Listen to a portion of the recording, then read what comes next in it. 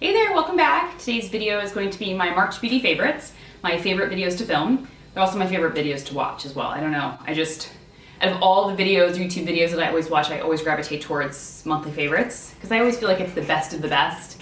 So it helps me like narrow down, kind of like, what should I get? Let me watch all my favorites videos. So this month I have kind of like a mix, some skincare, some beauty, not a lot of products. But let's get started. The first product that was a favorite this month was the Stila Smudge Pot in Kitten. I'm sure you guys are familiar if you know. If you use the Stila brand before, you know Kitten is the iconic eyeshadow that they've made for a long time now. It's like a champagne color. It's like not too beige, not too rose gold, not too pink. It's just like the perfect champagne color. And they made it in a powder eyeshadow, but it also comes in a cream eyeshadow, which is so pretty. Isn't that pretty?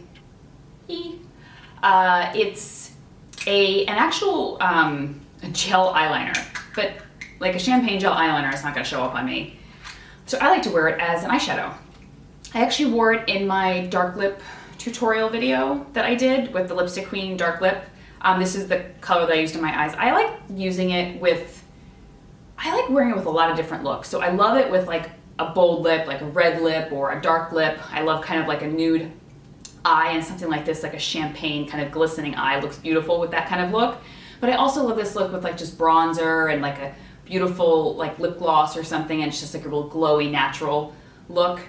And it's waterproof, so it wears all day and doesn't crease. You can put shadow over it. I don't, just because I love the look of it on my lid, but you can. I typically apply it with my finger and then blend out a little bit with like a blending brush. But you can do it either way.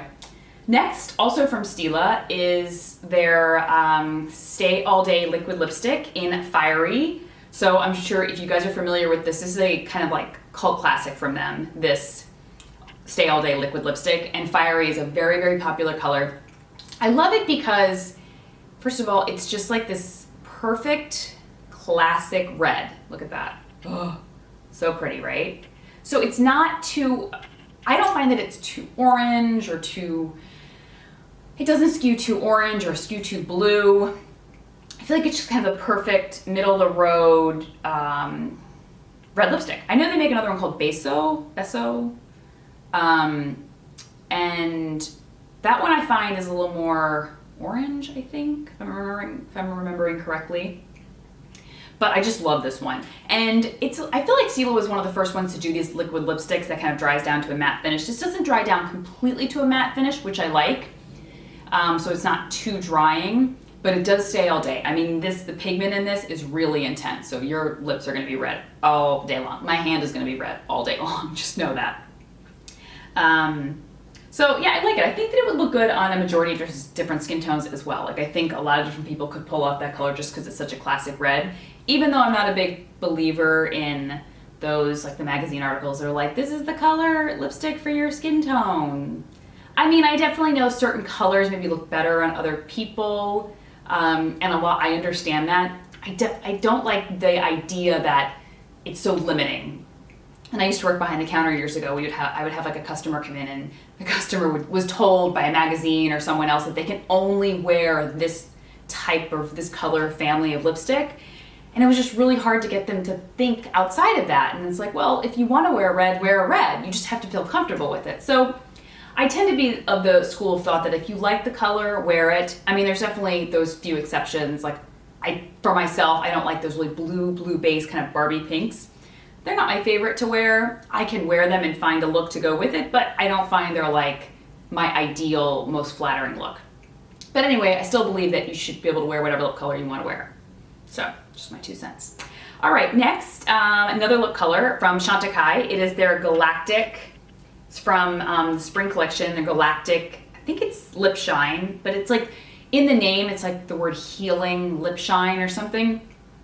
And when I saw that, I was kind of like, huh, that's weird. It just seems like a regular lip gloss. Now, it feels so amazing on the lips. It's unlike any lip gloss I've really ever tried before because it has this balmy, kind of lip glossy feel to it with a lot of slip, but it's incredibly, incredibly nourishing. Almost like a little bit like the lip oils that I was loving.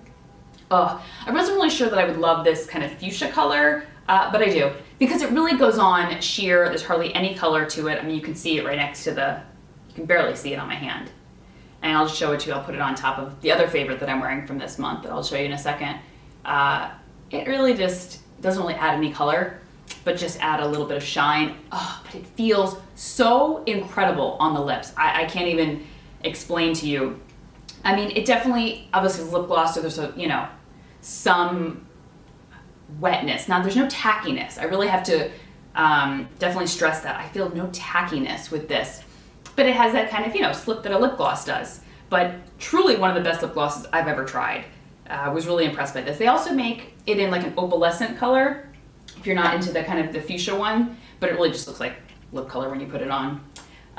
Okay, so the lip color I'm wearing today is another favorite from this month, and it's another Chantecaille color. So it is the Hydra Chic lipstick in Arctic Rose. Isn't that pretty? Oh my gosh, that's so pretty. It is like a peachy pink rose color. I put it on pretty heavy today so you could really get the effect of it. It's like the perfect shade for spring. It's beautiful. First of all, I should say that Chantecaille Lip Cheeks are my favorite lip formulas of all time. They are the most hydrating, they don't dry my lips out.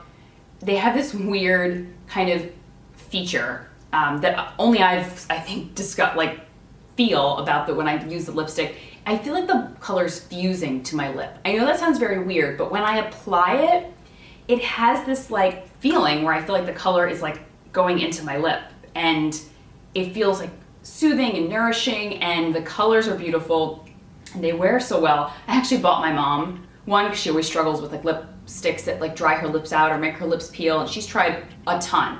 So finally I was like, I'm gonna buy this color for you, and you just have to, try it and see if you love it. Sure enough, she loved it, and she's like, it's one of her holy grail lipsticks now. So just a little tip, if you've never tried the Lip Cheeks or the Hydra Cheeks from Chantecaille, I highly recommend it.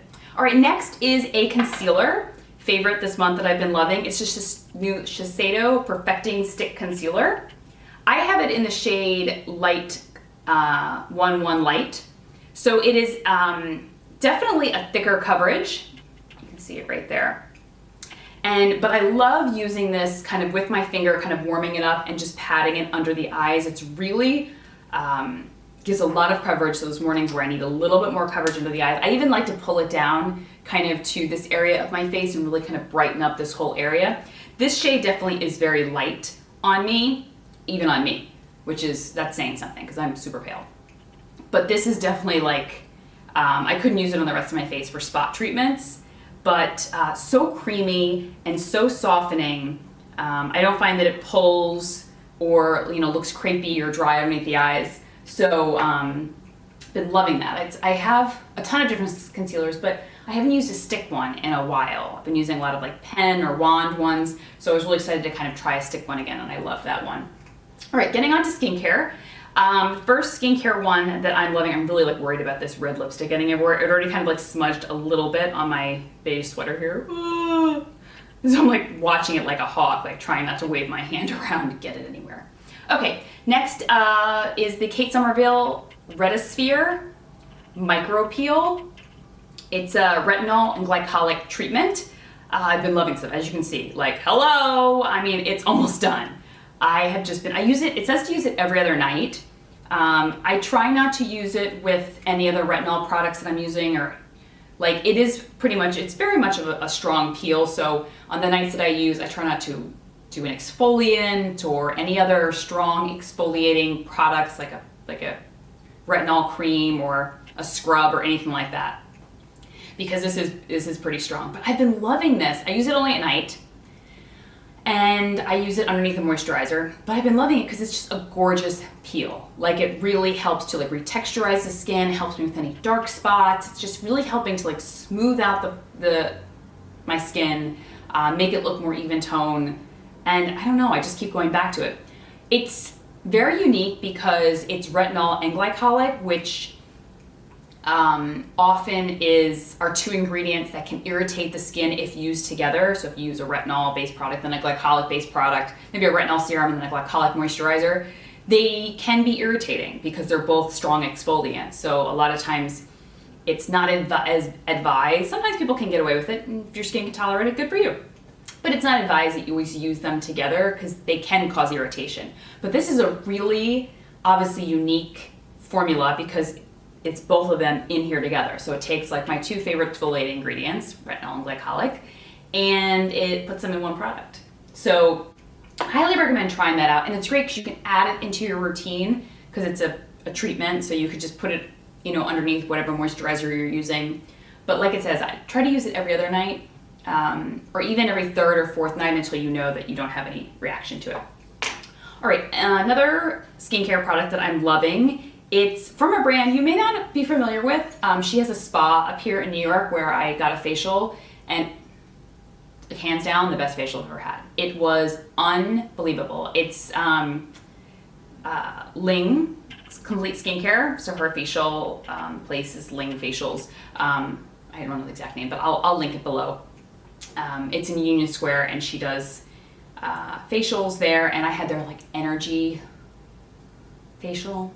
Can't remember the exact name. Oh my gosh, I have never had better skin after a facial in my life. Like extractions, the whole 9 yards. It's pricey. It is very pricey, but I get, you know, facials here and there, and sometimes I have to like deal with the kind of the ramifications the next few days of like breakouts or whatnot from the extractions, or if my skin is kind of, you know, can be kind of like splotchy the next few days. It's just the way my skin kind of responds. That was not the case with this facial. It was one of the best facials I've ever had.